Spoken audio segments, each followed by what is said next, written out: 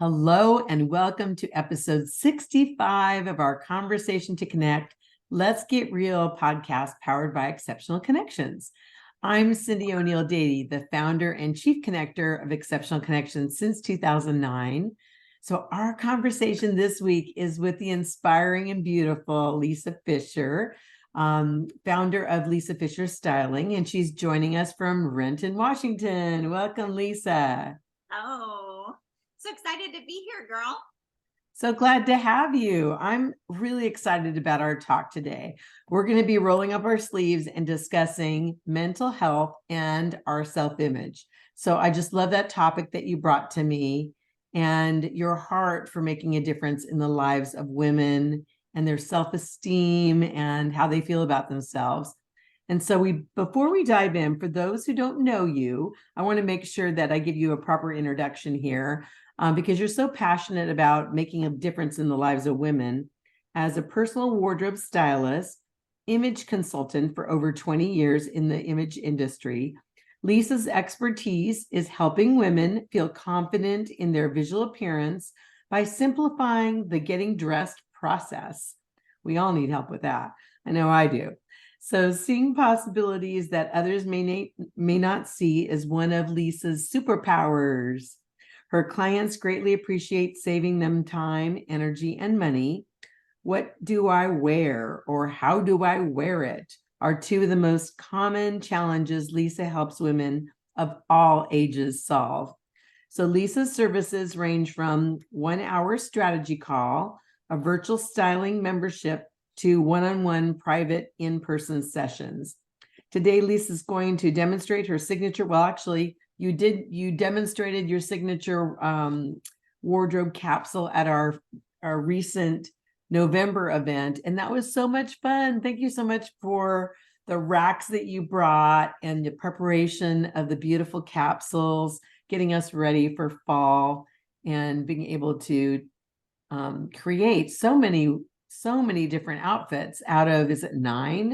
Is that your core? Yeah, first of all, we talked about the simplicity of just 9 pieces and how you can create upwards of 30 outfits from That's 9 incredible. pieces. But then if we just even doubled that and went to 18 pieces, how that we can create upwards of 70 outfits. And then when we put all of that wardrobe together on the rack, it was about like 8 inches worth, Right. And yeah, so that was really a fun demonstration, and gals seemed to get a lot of value from that day. So That was fun. And one thing I noticed, since we're, starting off there, yeah. is there was a lot of, you had, for your example, a lot of just solid colors. Mm-hmm. So do you feel, was that intentional? I know you talk about pop colors, like, maybe wearing black pants, a black jacket, and then just like the pop like I'm wearing today. But do you find when you're traveling that it works best when you're mixing and matching if you have a lot of just solid patterns or solid? Yeah, that's such a great question. So what we had talked about, like if we had like a step-by-step, that really the first step is to build our foundation, and the foundation in terms of a wardrobe that's going to last us for years is to look at those basics, so tops, bottoms, layers, and yes, the more neutral in color, the better, with those mix and match. And then later, after we've built that out, then we can bring in those pops of colors. But Okay. even, for example, your black top, so if you had black bottoms, a black layer, then that could actually be your black top.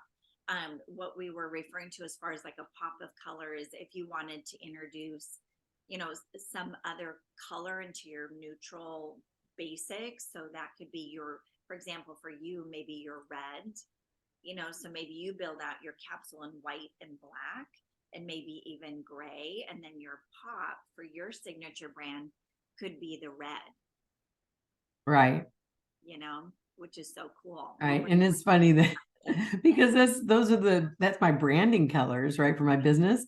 But I like wearing those colors. It's not just my business. It's like I don't just do it because I'm trying to brand my business. Those are my favorite colors. Mm, that I feel best in. mm-hmm. It's So so cool. I love that. That's beautiful. Well, let's jump in because this is a beautiful subject that I think doesn't get the attention that it deserves for us women in terms of how we feel about ourselves, especially women of a certain age. And as we mature, I'm being really kind here to us, our bodies change, right? We're not the six that we used to be. But we still want to and need to feel confident in our own skin. And so talk to us about, the three W's. What is it? Three W's: lie in truth, in a truth. Oh, okay. Yeah. So, um, yeah, exactly. So thinking of in the area of confidence, and you're referring to maybe, a woman, today who may be a mature woman. Well, let's also look back to, as far as changes, maybe changes after childbirth or changes after menopause and that sort of thing. But also, there's so many changes that we go through our entire life. Just thinking back to those preteen or teen years, watching, as we all did, we went through our puberty time and those times of changes. And whereas, gosh, some gals grew at certain pace that maybe others didn't, and then it's like all of a sudden our bodies are changing, and it's like, how do we respond to that? And being a mom and watching that with my daughter and her friends, there was some that became shyer and some that embraced it, and some that weren't quite sure what to do with those Mhm. changes. And so it's sort of a lifetime thing, right? You know what? Thank you for doing that. Thank you for bringing that up because you put it really in perspective. I'm selfishly coming from my perspective right now, and how I'm feeling in my own skin. But you're right. It's a lifelong process of, as young women, especially Mhm. developing, feeling comfortable in our own skin. There are a lot of changes going on, not only physical, but also just emotional, just being comfortable in exploring who we are and being able to express it. That's the word I'm looking for. Mhm. um but I'm going to say something that always comes to mind when I think about image and just hanging around you. I've learned so much over the years. Is I feel like I felt this a lot at different points. I need to apologize to the young Cyndi and say, I'm so sorry I was so hard on you. You were beautiful. Like, looking back at who we were at the time, we felt like, oh, I can't wait until I'm this, or I can't wait until I'm that, or there's always something that we're waiting for, not only in our lives, in our businesses, in our education, but also just in our own body, being comfortable in our own skin. And I look back now and I'm like, you were the 64-year-old Cyndi looks back at the 20 and 30 and 40 and 50-year-old Cyndi, and I would want to say, you were perfect. You were beautiful. You were great. I wish I had not been so critical of you. I wish I had been more just loving and embracing who you were. Yeah, yeah, oh, I love that, Cyndi, and that you're able to do that now and still speak to her, because she you're young Cyndi, right, with those various ages that you might be thinking, the different things that may have happened, or words that were said, or beliefs you believed about yourself, true, whether true or false, and perhaps created a narrative of how you saw Right. yourself. And like you're saying, I was hard on myself, right? And now you're giving yourself grace.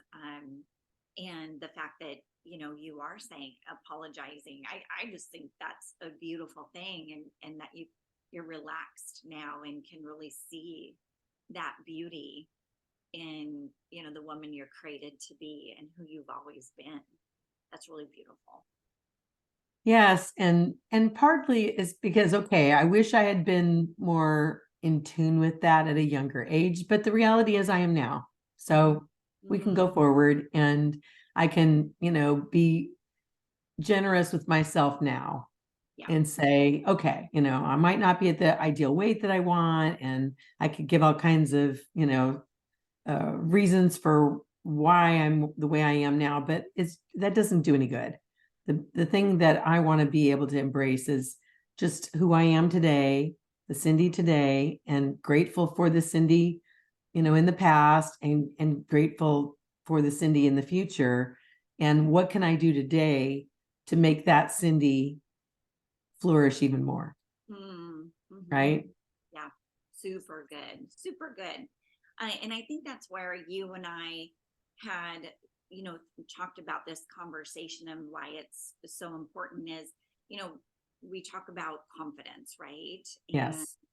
And really defining, so what is confidence? And interestingly enough, Webster's defines it as a feeling or a conscientiousness about one's focus or their circumstance.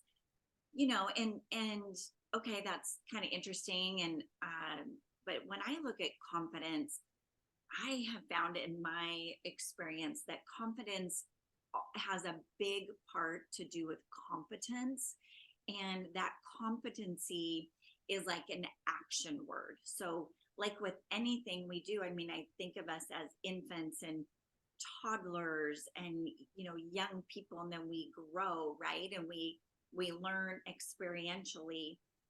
That brings us to a sense of knowledge about something, anything.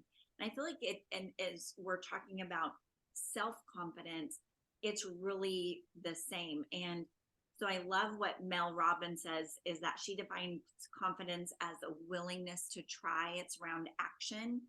And in working with clients, it's the same. It's confidence is that process of building skills, testing it, trying it out.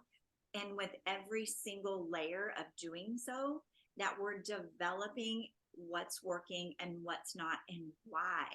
And so it's no longer, I should know this. I should have been born with this. Like, does every other woman know this? But I don't.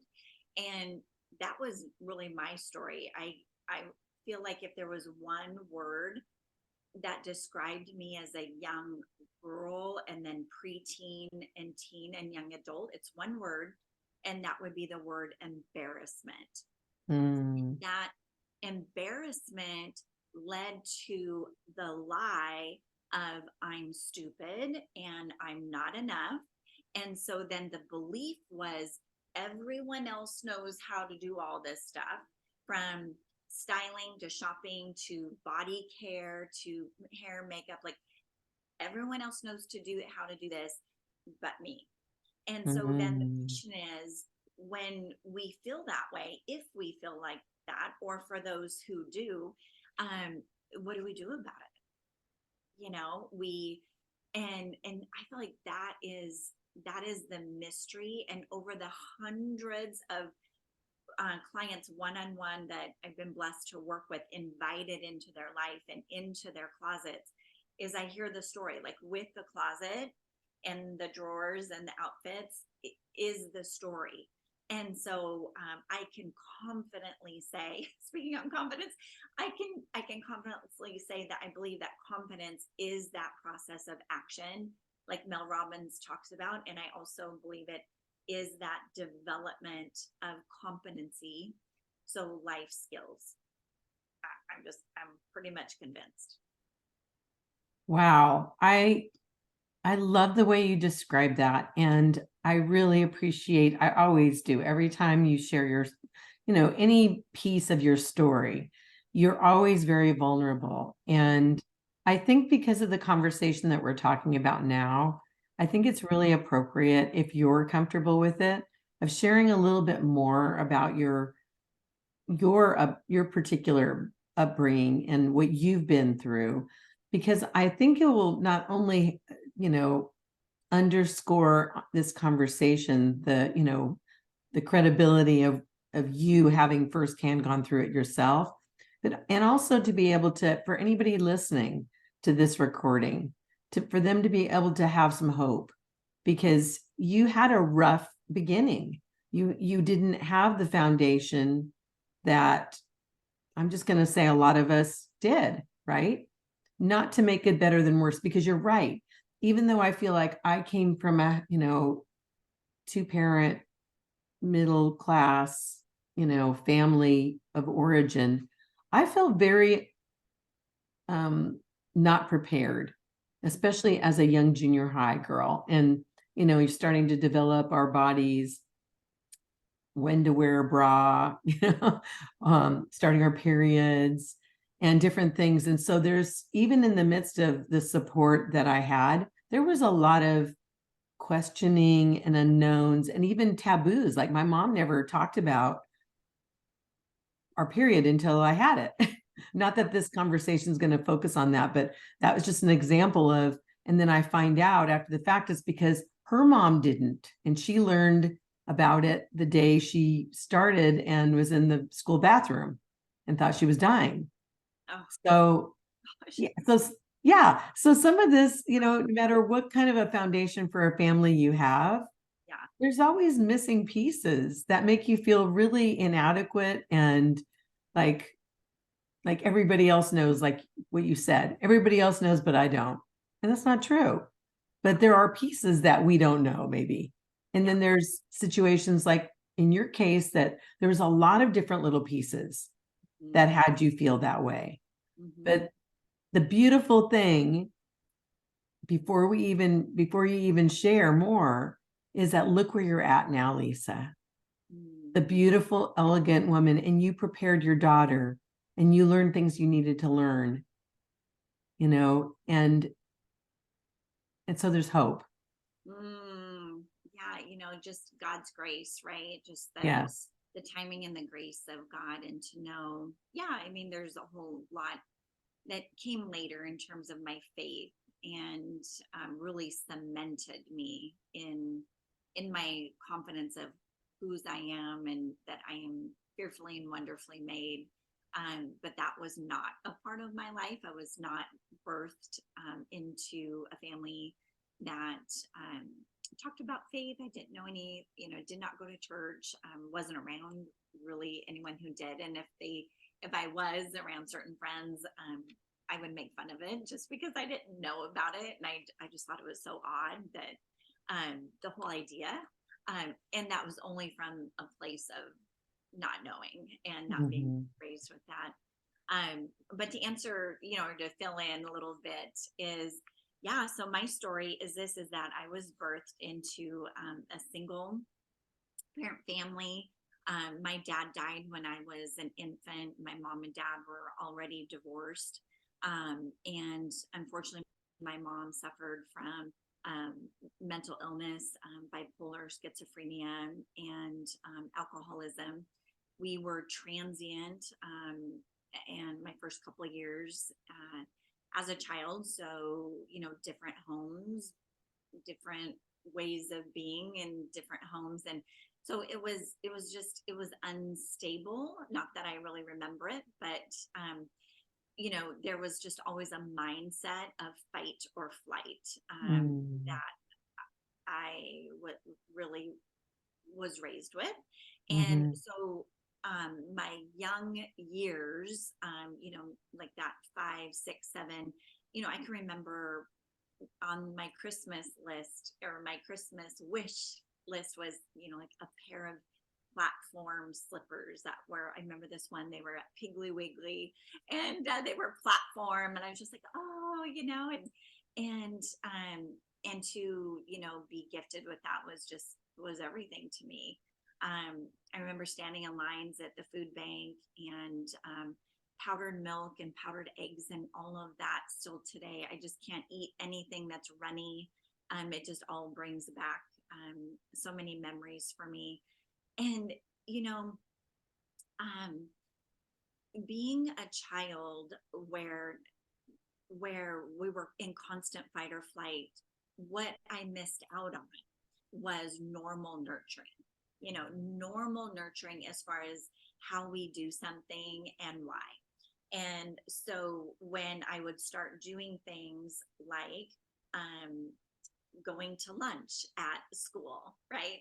I stood in the free lunch line on government assistance, and I never knew, why is there a division of lines here? And I was just like, whatever, never really knew what that was. But later in life, I started understanding, and then I was like, oh wait, I don't want any part of this, right? Because oh, then I had this awareness, um and then I started doing things like making my lunch and bringing it to school, and not wanting to Mm. maybe be a part of that sort of narrative in my life. Well, But the stigma too, right? maybe the There was, stigma, and just like, that's not who I am. Maybe that's right, what I'm right, allowed to participate in, but that's not hmm, who I want to be. right. And but as far as like the skills, I can remember, little things like in junior high, being at my locker, and the boy next to me was like, Lisa, you stink. And he was like the cutest boy in all of school. And I just was like, oh my gosh. And maybe he was just one of those boys, and he just said what he said, but actually I feel like he was onto something. And I was probably starting to go through those changes. And I didn't have that normal nurturing of like, okay, Lisa, here's preparatory things such as deodorant and antiperspirant, and changing your bra, changing your underwear. Like, dude, I just didn't have any of that. I just like, okay, it's in the drawer, so you wear it over and over and over again. I never knew anything about cleanliness or personal care, grooming. So all of those things I was learning the hard way. And as a matter of fact, I was Mm. fired from my first job due to body odor. And so, Mm. it's like, I just wished I had someone or a group that Mhm. could teach me some of these fundamentals. And I was probably that kid, probably that you, Cyndi, or other gals watching that know or remember that there was well-meaning women that might help that person. So like, I had well-meaning neighbors or aunts. I do look at my grandmother as, she was someone who would just like take me in and help me the best she could. As a matter of fact, I feel like my grandmother felt like, we need to do something for this girl. And so at Mhm. 15, she enrolled me into a 2-year modeling program. It was every Saturday, and I would take the bus by myself. And, downtown Seattle, I'd be at class like for 8 hours, take the bus, catch the bus on Second Avenue, um, you know, 4 or 5 o'clock at night, come back to Federal Way. And I did it, and I immersed myself, and I was the youngest girl in the program. And I can just remember starting to learn things that I would be like, where other girls were like so bored of like, yeah, yeah, yeah, get on to the real stuff. But I was learning at such a rapid rate because it wasn't any skill sets that I really had adopted at that You point. were soaking it all in. I guess you're right. Yeah. I was just soaking it in. Wow, that's beautiful. And so I love that your grandma was able to make just a really huge contribution to the foundation for your life, and giving you the tools you needed to, to be where you're at now. Yeah, give me enough. Yeah, I feel like she was my innkeeper. She was a Hmm. safe place, and she planted the seed. Hmm. She not knowing maybe where it would take me, but her one action really, honestly, changed my entire life. Wow. And that's where, back on the subject of confidence, it's Hmm. I think it's being in motion. It's acts of Yes. learning, it's acts of testing it out, trying something out. It's never about perfection. And I feel like, I don't even know where that started, but I feel like it's more action related, that's really what confidence is. It's the learning. You know, I love this conversation. I love your vulnerability and your willingness to share. And then you bring up perfection. And I heard something the other day, and I haven't said this out loud, so I hope it comes out properly. But so when let's just say your goal is to be perfect, okay?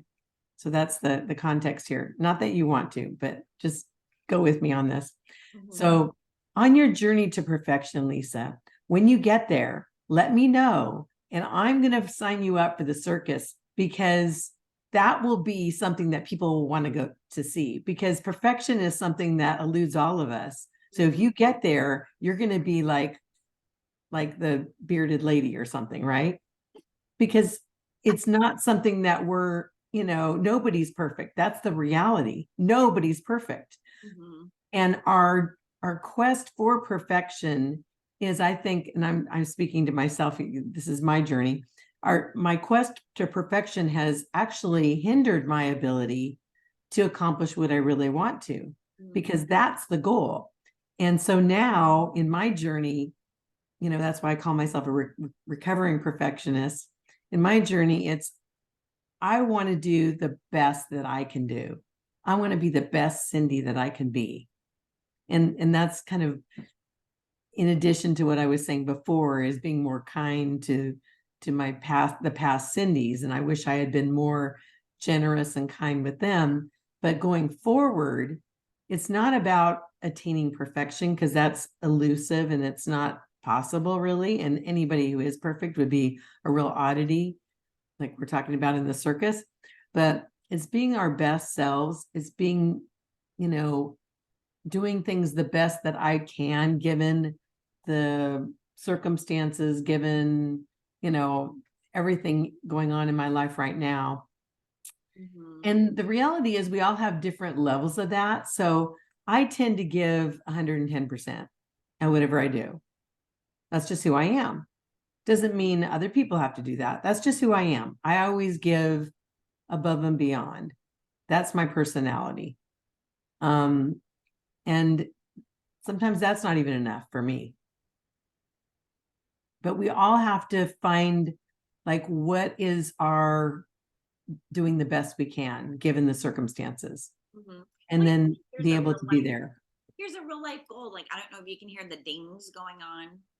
I think I have a notification on that I don't even know how to take this off. Can you hear the little No, ding? I don't hear anything. Oh, okay. Because I was like going, oh, great. But then I'm like, you know what? This is a great part about perfection, is it just doesn't have to be perfect, right? There's grace, You know and what? I hear When the you said that, I thought you were talking about, like, you were getting some epiphanies, like ding, oh, ding. yeah. Just hearing there's like little dings in my No, notifications. I Oh, can't hear it. I can't hear it okay, at good. all. But you're right. That's a great illustration. We think Yeah, we're self-conscious and think, oh my gosh, the dog's barking, or, my husband's walking in the door and we're doing you know, it's all good. it's all good. You mentioned earlier about the three W's, the lying, the truth, and I'd love, if that's okay, to segue into Oh that. yeah, please do. And maybe this is a great way just to give more context, or to come to a close, however, for the amount of time we have. But something that I recently learned from a mentor of mine, Mary Armstrong, is that she's a pastor, and um, her question around um, the narrative, why do I do what I don't want to do, and why don't I do what I want? Like, why can't I seem to do what I want? And in her breakdown, it's, well, um, to ask ourselves three W's, the lie and the truth. And the lie is, or excuse me, the first W is, what am I feeling? The second W is, why am I feeling it? And then the third W is, when was the first time I felt that way, or I felt it? So Mm. for an example, in terms of the subject being, our mental health and our image, the definition is a reflection, right? It's a representation. And when we put self in front of image, it's how we see ourselves. It's how are we seeing this representation ourselves? And so let's take one thing around, let's say a person is, the subject is, how are we doing in our closet? And a person instantly thinks, there's no way you're coming in my closet. And I hear this a lot, like, if you saw the condition of my closet, you would just be blown away. Like, I can never find anything. And so I'm like, oh wow, so what is it that you're feeling in regards to your closet? Like she's like, let's say I feel overwhelmed, and I hear this a lot, especially around the closet. Really? Okay. So as it relates with like your personal belongings and things and this feeling of overwhelm, so you're saying that you're feeling overwhelmed. When was, and let's see. So that's what I'm feeling. So what prompted you to feel this way? Well, because we're talking about the closet, and I'm talking about maybe considering having you come, and I'm just like feeling the overwhelm big time. The third W is, so when was the first time you felt that way? Mm. And many of the gals will say, wow, when it comes to my belongings, maybe it was, my mom would walk into my room and just blow up, like, your stuff is everywhere, you don't take care of anything, I'm never getting you anything new unless you learn how to take care of it, right? And so there's this Mhm. narrative, and so we call it the lie. So what's the lie? And the lie is like, I'm not enough, I don't get it. The lie is, I'm stupid. That's the lie. And it's like, okay, so that's what you've believed all these years about yourself, from something that happened to you maybe when you were 8, right? Mm. And so the lie is, I'm stupid. And so today, maybe that woman is, in her 30s, and now she's raising children, and but she's coming from a place of, how am I going to raise my children and help them when I can't even do it for myself? And then, but she doesn't get help, so she just kind of lets her kids do whatever.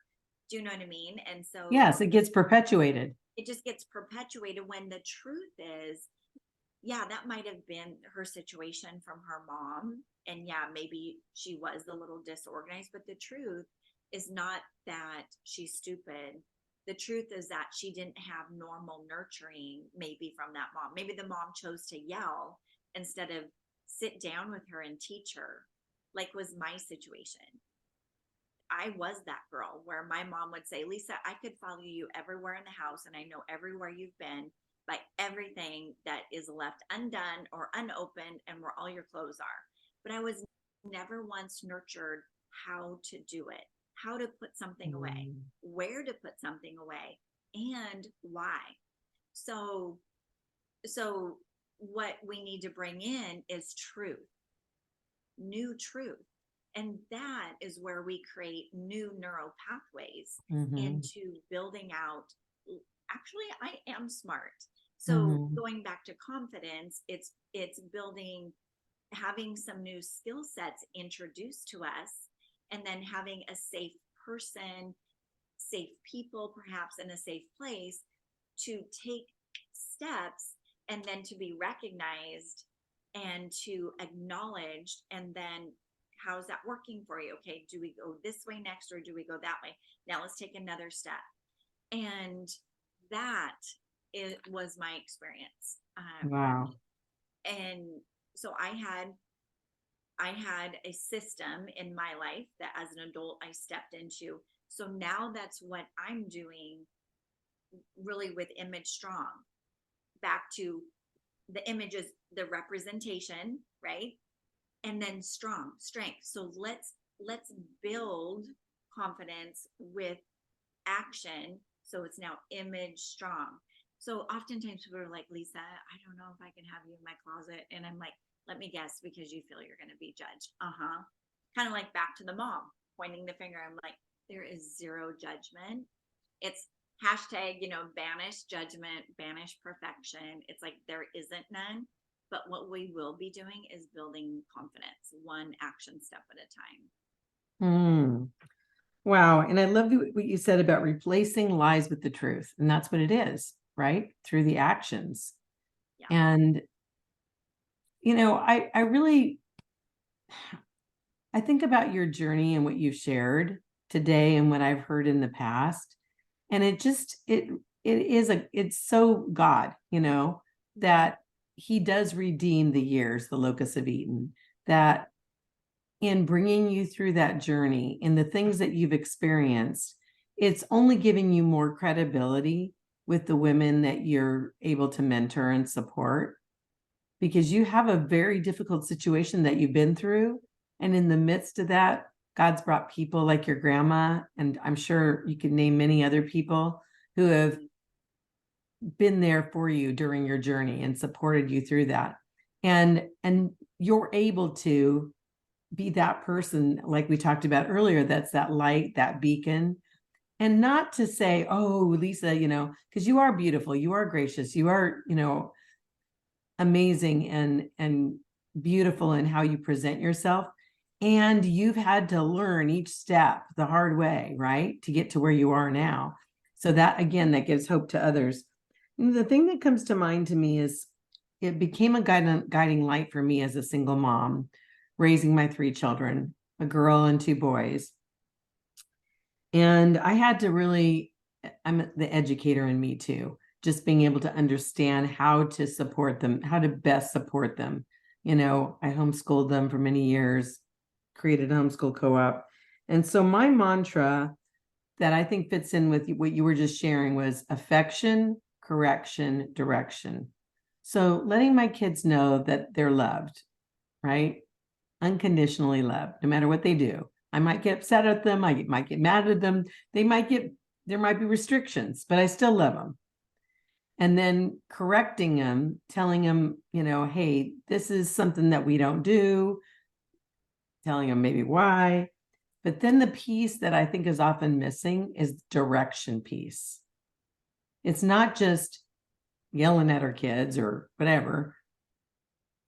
It's being able to say, the reason you don't want to leave your clothes around is, because then when you need something, it's all crumpled and it's also mixed in with the dirty clothes and the clean clothes. And you won't, when you need to be ready for school or something, it's going to make it harder for you. So let's have a hamper here. I'm just using an example. You know what I mean? Let's have a hamper here and let's do laundry once a week or whatever their schedule. And then let me teach you how to iron and hang up your clothes and all that. So that's the piece that that was helpful for me as a mom, is to make sure and I wasn't perfect as a mom. There's things that I wish I had done differently, but I did the best I could. There we go. Right. But the correction, affection, correction, direction piece really helped me in raising my kids and also for myself, having affection for myself, realizing that, okay, I need to not do that anymore. And let's replace it with this action that you were talking about, right? Yes, that's excellent.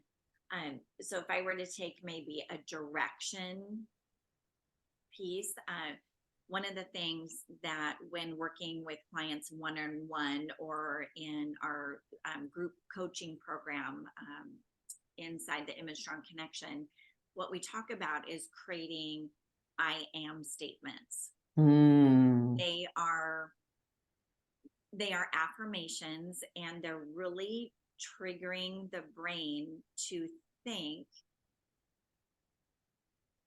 and it's very specific. So instead of what am I going to wear today, it's so where am I going and how do I want to show up? And people are like, wait, how do I want to show up? What do you mean? And what that really means is, so imagine yourself wherever it is you're going. Okay. Like imagine yourself walking into that space. How do you want to feel?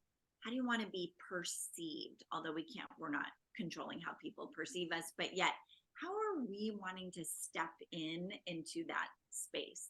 Then people are like, I get it.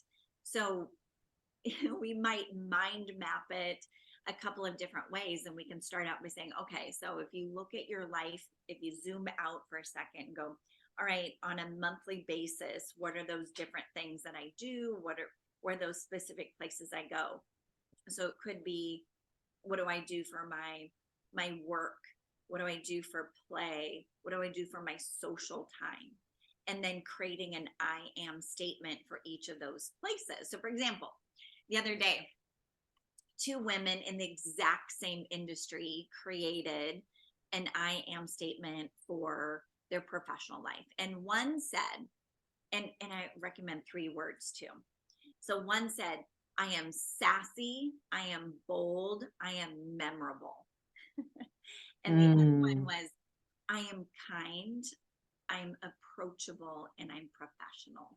Can you imagine visually that these two women are going to show up in the room, top to bottom, completely different, with 2 different messages? And in the same business industry. The same industry. Yeah. So it's really like defining, how do I want to be? So how do I want to show up? And then it's walking into our closet, and it's almost like, okay, closet, serve me. And yeah, we got to have those things. You shared that, and you shared that as a networking nugget at our November event, and I've heard you mention that before, and I love that.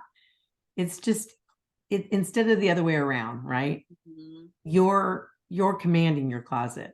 You're asking that of your closet, but you have to have that mindset. So before we move forward, can I share, because you've made a difference in my life. I don't know if you can't see it with the blur. There we go. This is an image strong card that I got from you. One of your talks. My style statement is, I am approachable, authentic, and sophisticated. That's how I want to show up. So good. And you so are. And the beautiful thing, Cyndi, is that alignment of how I want to feel, right? And then how I want to see when we think of the image, the representation. So in this case, it's our self. So it's that feeling and that representation visually in alignment. And then there's peace. There's peace with that. And the beautiful thing is, no one's telling us how to be or show up in this case. That was from a place of your values and your unique self. Right. Yeah. Right. And it's beautiful because I like the 3 because, let's look at mine again. So approachable. So you don't want to be, for me, I don't want to be too stuffy, right? Mm-hmm. But at the same time, and authentic, which is me again, genuine, right?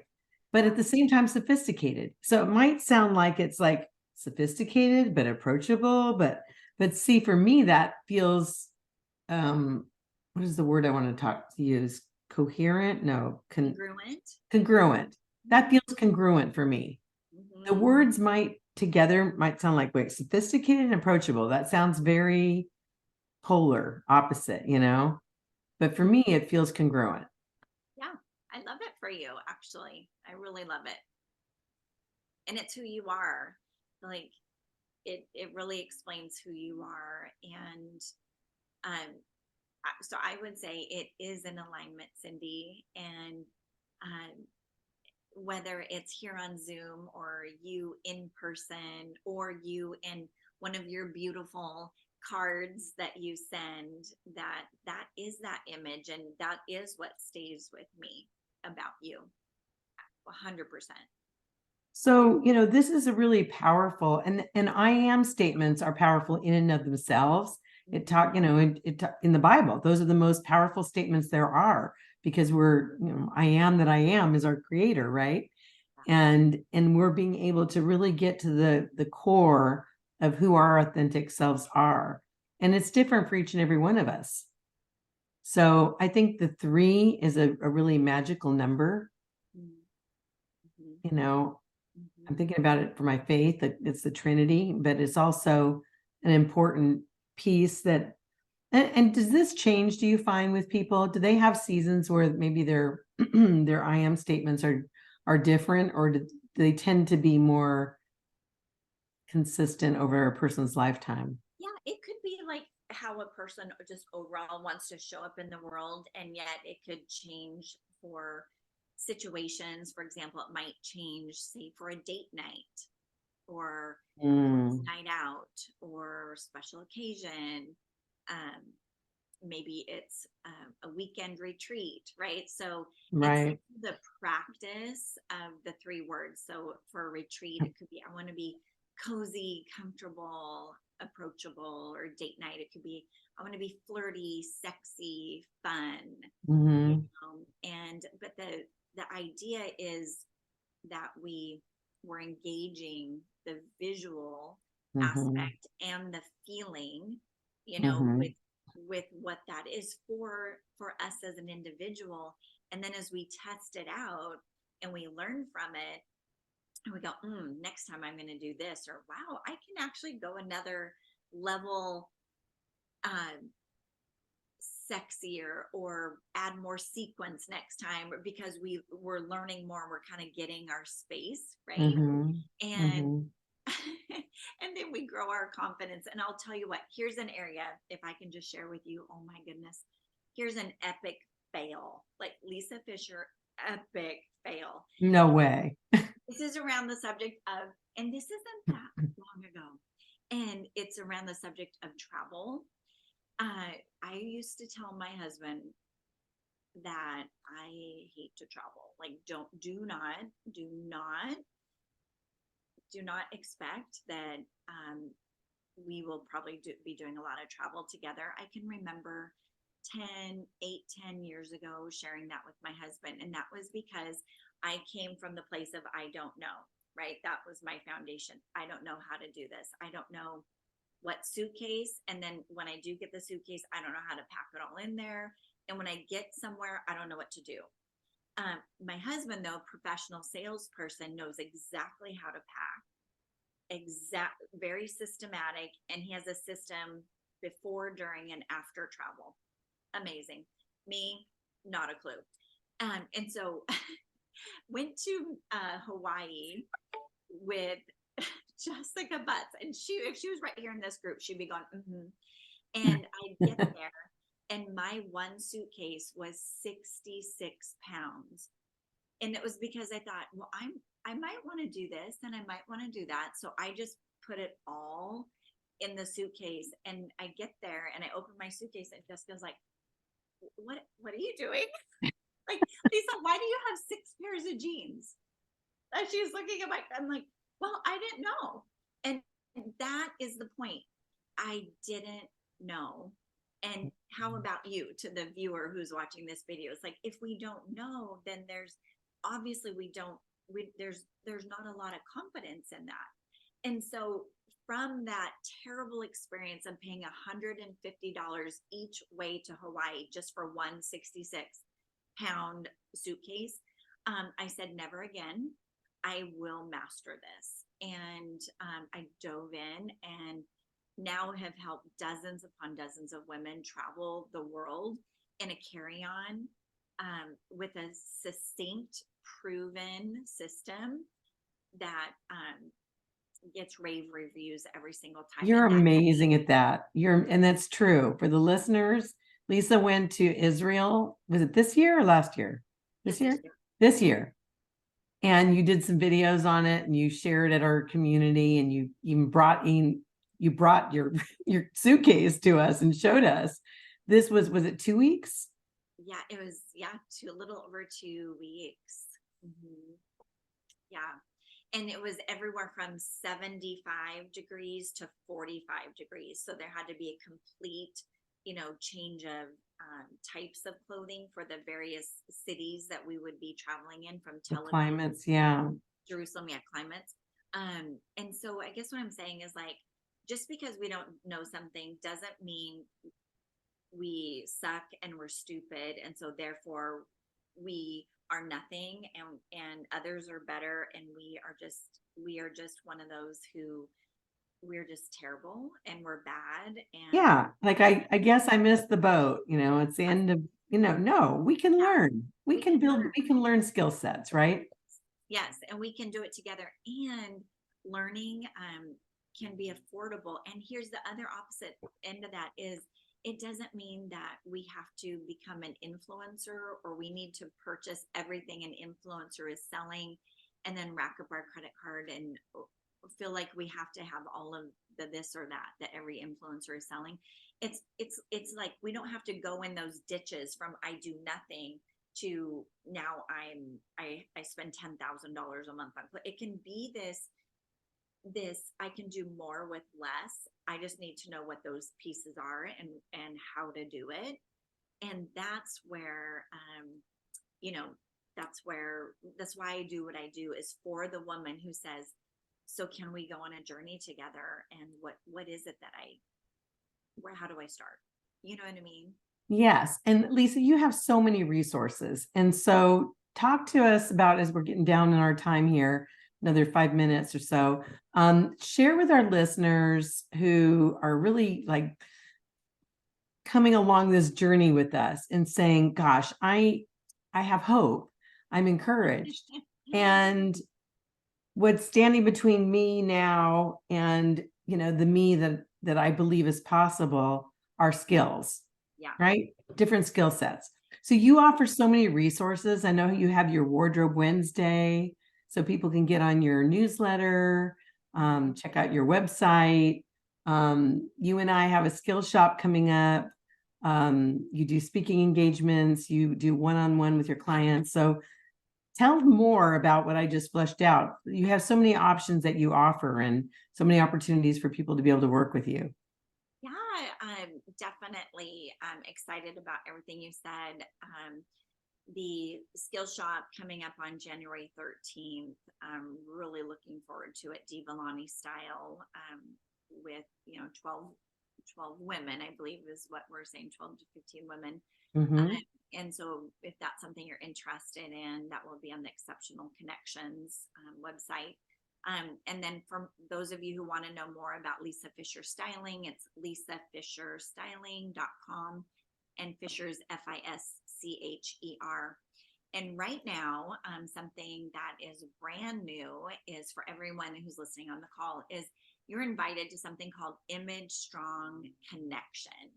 And that is where I offer a styling group coaching program. And that is for the woman who wants to build skill sets around like some of the subjects we were talking about. It's for the woman who's like, I have this question, but I don't know where to ask it or who to ask it to without feeling like so stupid. Like I should know this, right? And that is what this community is about. So this community, this coaching program has 12 different fundamental courses with several different teaching modules. But the best part about the coaching program is we meet live on Zoom calls to answer any question, like to answer those questions that we don't know where to ask or who to ask it to. And in addition, we talk about relevant things such as, okay, what are the trending colors? What might we be seeing coming out in the stores this month or in the upcoming months? What are some of those styles and why we should consider it or why we should avoid it at all costs? But also more about how to help women get to know more about themselves, their image. So from dressing their shape and silhouette and their proportions, dressing a body that is 5'2" is different than dressing a body that is 5'8", right? And then all the different shapes and sizes and silhouettes that we all come in, all of these uniqueness, right? And everyone in between, obviously shorter or even taller, right? So it's just, what are those tips and tricks to help an individual feel more confident?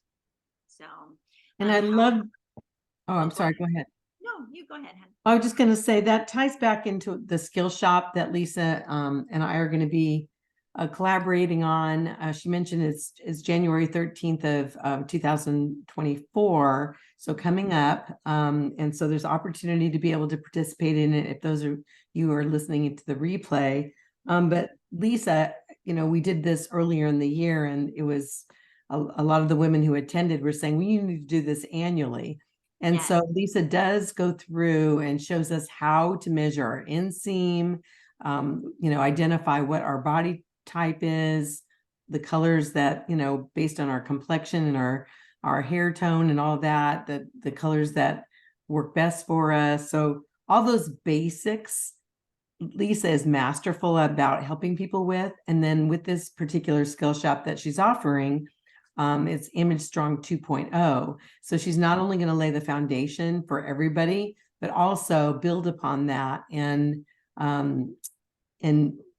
talk about a little bit more about the additional value that you're going to be offering for those who attend the skill shop, in addition to just the foundation. Sure. So before, and I will do that. Before I do that, I just wanted to give the link to anyone who is looking Oh, yes. at the group coaching. So that is lisafisherstyling.com / I believe it is services. And you can see that right now the normal price is $49. But for limited time, it is discounted to $27 a month. And so that's a 44% discount right now for those who may be interested. So just to mention on that. So for the Image Strong 2.0, yes, what we're going to be talking about is, okay, once I know the fundamentals of dressing my shape, my colors, and some how would I say, some information about what is my innate style in terms of design and lines and pattern and material and texture. We're going to be talking about, okay, so after that, then what? So we're going to talk about some pro shopping tips when you're shopping online or shopping in a boutique or shopping in a department store, how to develop those relationships with boutiques so you can really expedite your shopping process. And that is a real big one, especially for those who don't like to shop. We'll be sharing tips on what you can do there. We'll also be talking about some fundamentals of what to do in the closet and how to look at your closet from a space of wardrobe capsuling.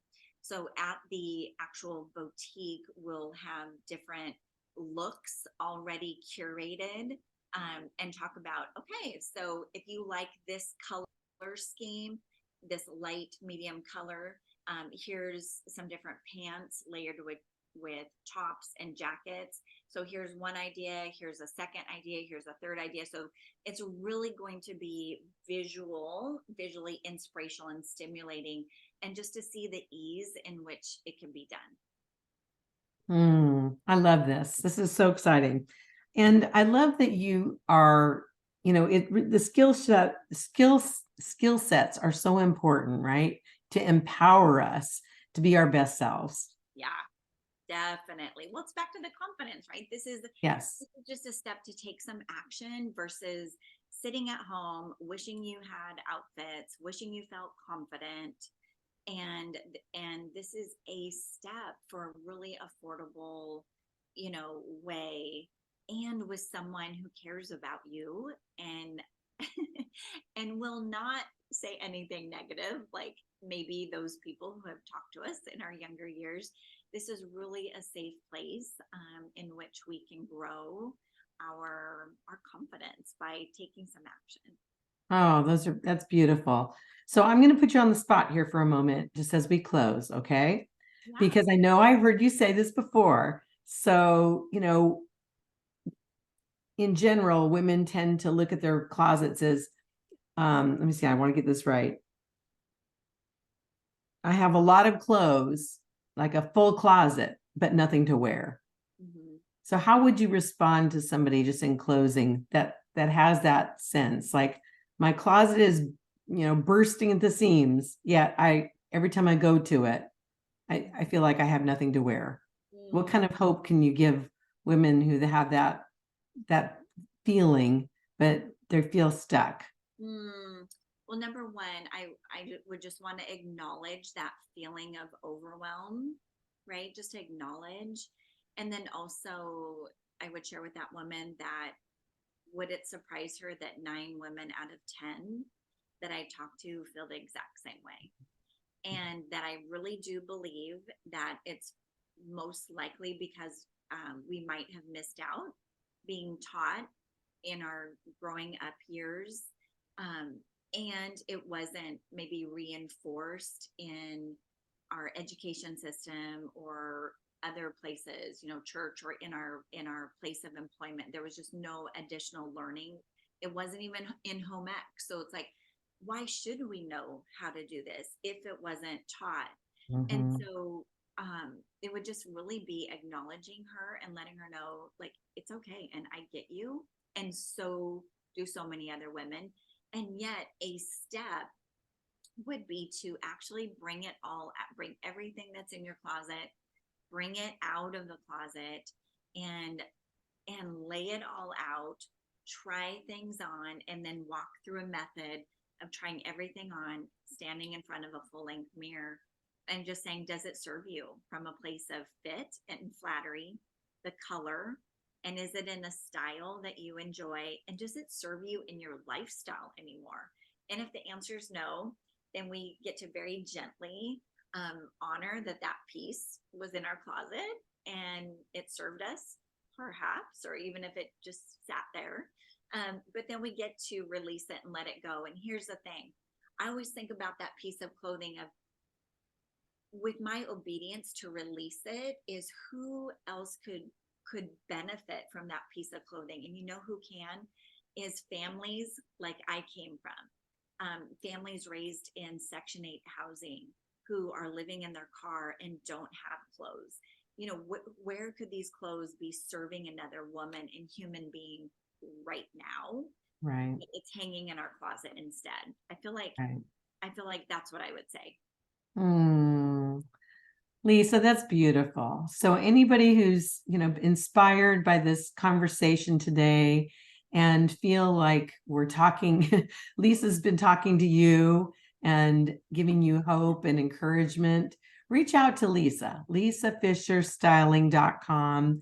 She's the real thing. She's spoken in our community, encouraged women, just lovely, beautiful, I'm trying to look for the words, confident businesswomen, women. This isn't just for those who feel lost and don't feel like they got the foundation. For all of us, we can all glean something that can help us feel more confident in our own skin to be able to move forward and build our businesses the way we really, really know we can. So thank you, Lisa, so much for your time, for generously sharing your journey and being so vulnerable with our community.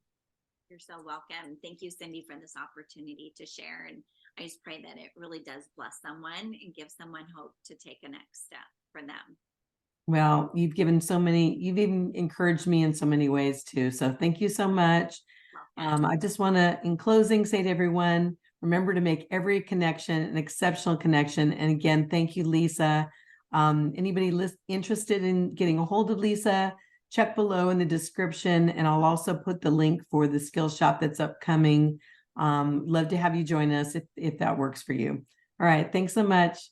Take care. Bye-bye.